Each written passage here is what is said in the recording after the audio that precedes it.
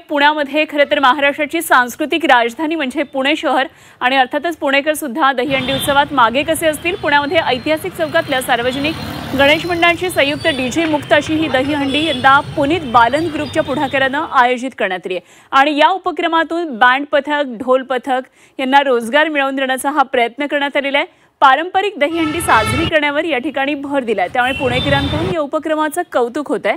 डीजेला पर्याय देत पारंपरिक स्वरूप जपण्याचा हा एक प्रयत्न आहे। दरम्यान या कार्यक्रमाचा आयोजक पुनीत बालन यांच्याशी बातचीत केली आमचे प्रतिनिधी निलेश खरमरे यांनी। ऐतिहासिक चौकामध्ये ऐतिहासिक निर्णय घेतल्यात आलेला आहे, तो म्हणजे या ठिकाणी पुनीत बालन आयोजित जी दहीहंडी आहे ती डीजे मुक्त करण्यात आलेली आहे। आपल्या सोबत पुनीत बालन आहेत। खरं तर खूप चांगला निर्णय घेतलेला आहे। ऐतिहासिक चौकामध्ये ऐतिहासिक निर्णय घेतलाय, काय संकल्पना होती?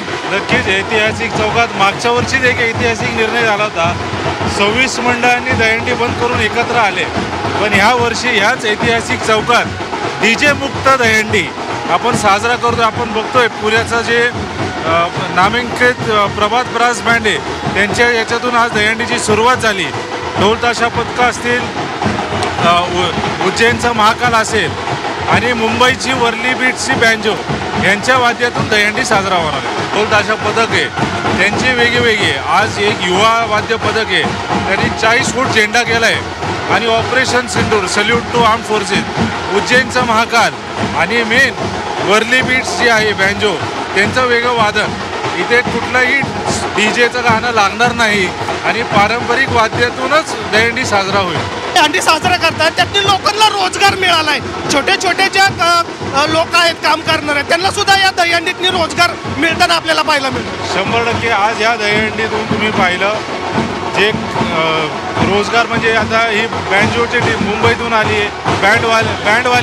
बँडवाल्यांना कधीच गणपती सोडून दहीहंडीला कधीच संधी भेटली नाही, पहिल्यांदा त्यांना संधी भेटली आणि रोजगार भेटले। व्हिडिओ जर्नलिस्ट विकी कांबळेसह निलेश खरमरे, जी मीडिया, पुणे।